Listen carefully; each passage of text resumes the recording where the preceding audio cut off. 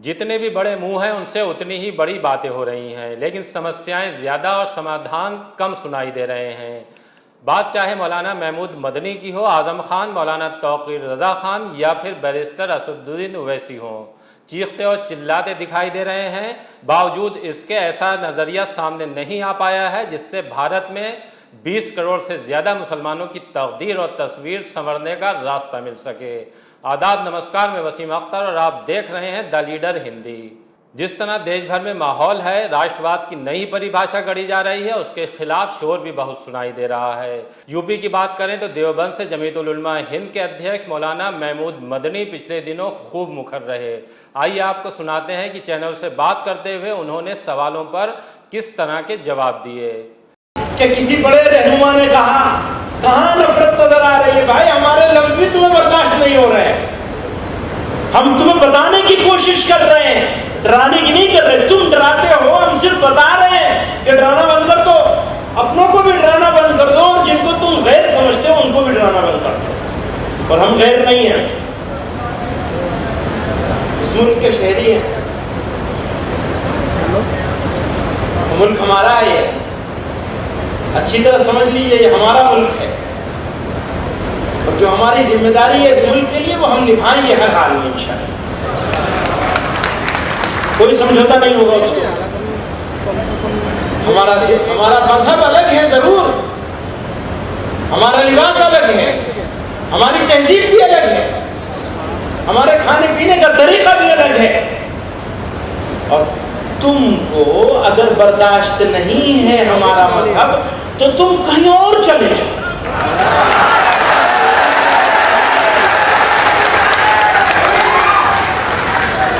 भेजना नहीं है किसी को, भेजना नहीं है किसी को, क्योंकि वो जरा सी बात पर कहते हैं ना पाकिस्तान चले जाओ।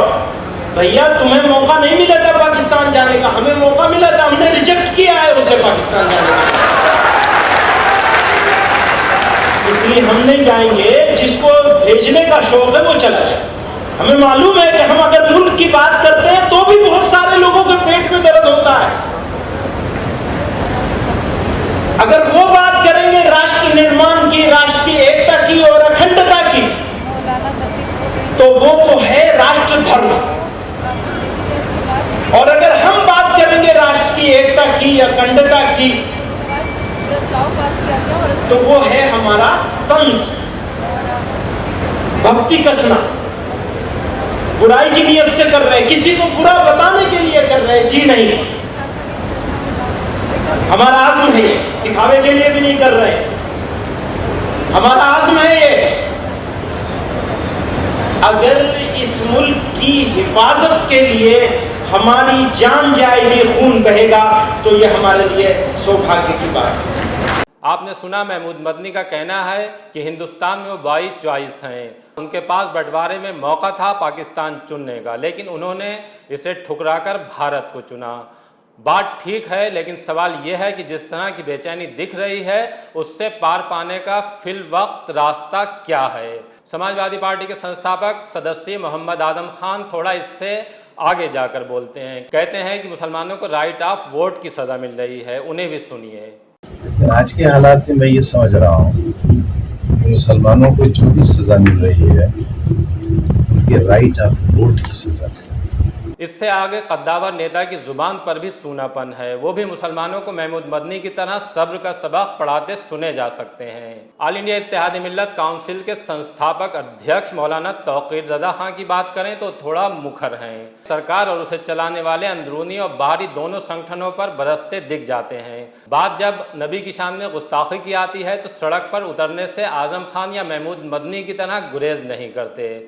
जहाँ तक समाधान की बात है तो वो इसके लिए हुक्मरानों से ही मांग करते दिखाई देते हैं। अब ये हुक्मरानों का बड़प्पन है कि वो सुने या नहीं सुने। मौलाना ही की माने तो उनकी सुनी नहीं जा रही है, कब सुनी जाएगी मौलाना को ही पता नहीं है। मुसलमान तो आज़ादी के बाद से इंतज़ार कर ही रहे हैं। हम सिर्फ प्रधानमंत्री से इतना क्लैरिफिकेशन चाहते हैं कि उनकी पॉलिसी क्या है, वो क्या चाहते हैं, क्या मैसेज देश और दुनिया को देना चाहते हैं। सरकार को वजाहत करनी चाहिए कि सरकार देश को किस राह पर ले जाना चाहती है।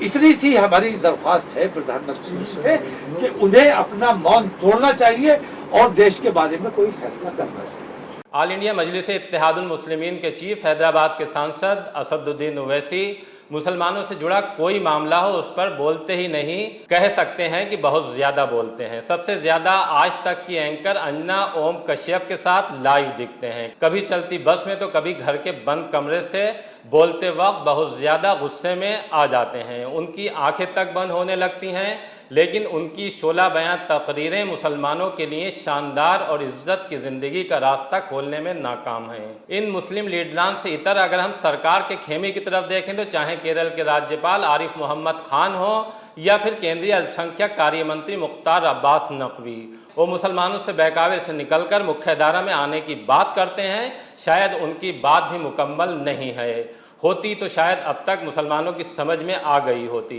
अफसोस की बात यह है कि कुछ लोग हर विकास के मुद्दे पर किस तरह से क्रिमिनल कॉन्स्पिरेसी का कुआं खोदो और क्रिमिनल कॉन्स्पिरेसी का कुआं खोद करके और उस विकास के रास्ते में रोड़े पैदा करो।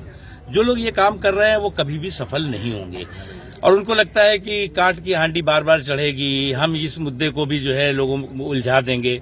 ये वो लोग हैं जो लोग की नौजवानों के कंधों पे बंदूक, कभी किसानों के कंधों पे बंदूक।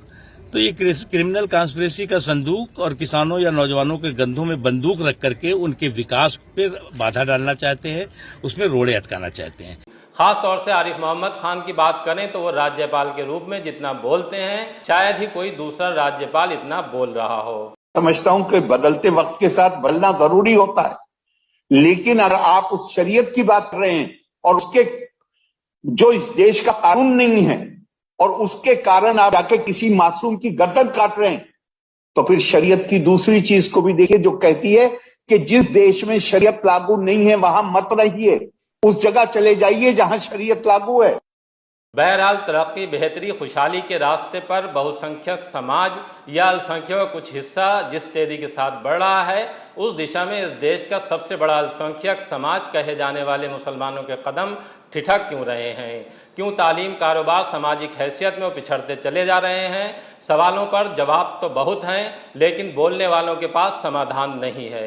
इसे मुस्लिम लीडरशिप की नाकामी कहें या मुस्लिम कौम की बेबसी, सिर्फ इतना ही कहना मुनासिब होगा, खुदा ने आज तक उस कौम की हालत नहीं बदली, ना हो जिसको ख्याल आप अपनी हालत के बदलने का।